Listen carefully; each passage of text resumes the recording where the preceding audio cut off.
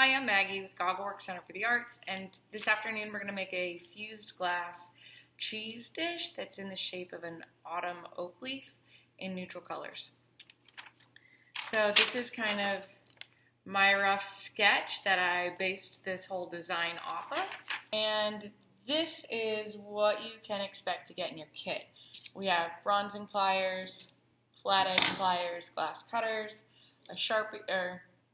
glass cutters, a brush, glass frit, a Sharpie marker, our good old-fashioned Elmer's glue that holds it all together, and then you're going to get a handful of scrap glass. You'll probably get at least 3 times the weight of the finished project in scrap, so you have a large variety of colors and pieces to work with this afternoon.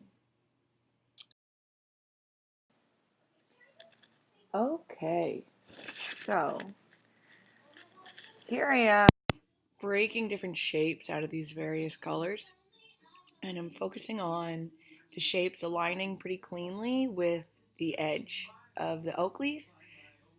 And then the second thing I want them to do is create the veins of the leaf. So the shapes themselves make the line work for the glass.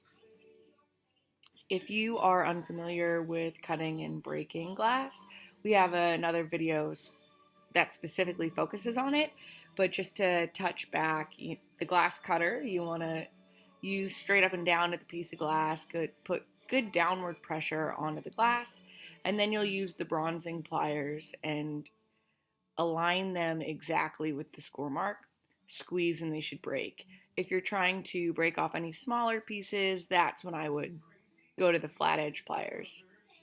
The Elmer's glue has nothing to do with the fusing process, has everything to do with just kind of temporarily tacking these pieces in place until they get fused. And this little rhythm I'm going with back and forth, I'm picking out pieces of scrap glass, using the Sharpie marker to trace the lines that I want to break, and then I'm moving the glass onto the flat surface to score it and break it, and then putting it back onto my clear leaf. I'm never really scoring the glass on top of glass, and I am every now and again cleaning off my surface, so I'm always working on a clean surface.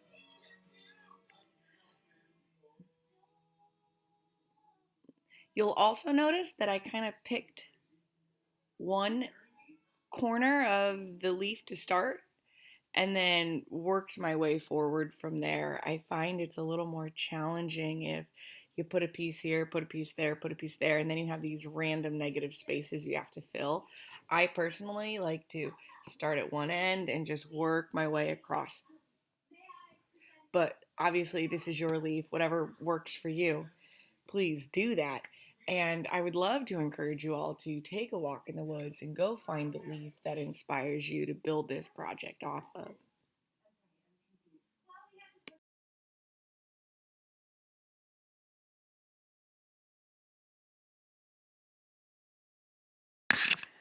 So I would like to reiterate that I am not concerned about having my pieces fit together perfectly.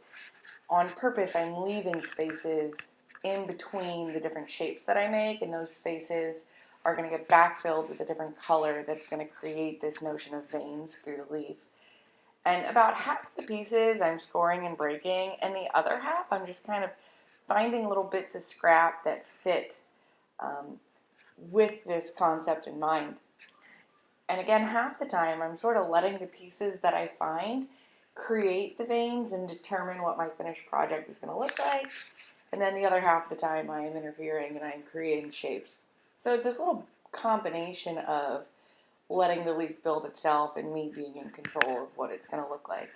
It's really organic, and if something doesn't break right, don't worry about it. I would like to encourage you to just go with it.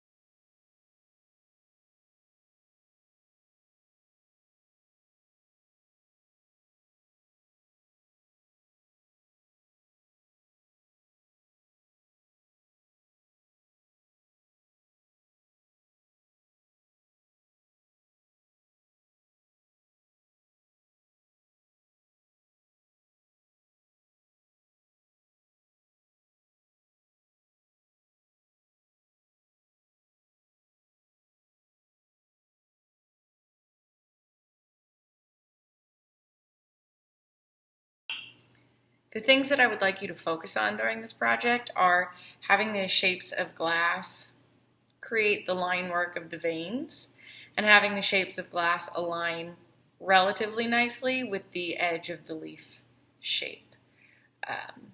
Those veins should have negative spaces left in between on purpose for when we go in and backfill with the frit. And this project is going to be full fused, so what that means is it's going to go to about 1450 degrees. The glass is going to get really nice and soft, and all the sharp edges are going to round, all the imperfect connections are going to kind of soften and mesh together.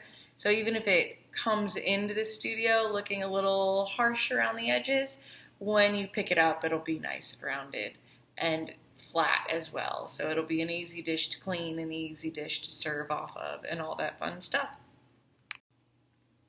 All right, here our leaf is sitting in the kiln. This is what it looks like before firing. And I will see you guys in about 24 hours after it comes out of the kiln.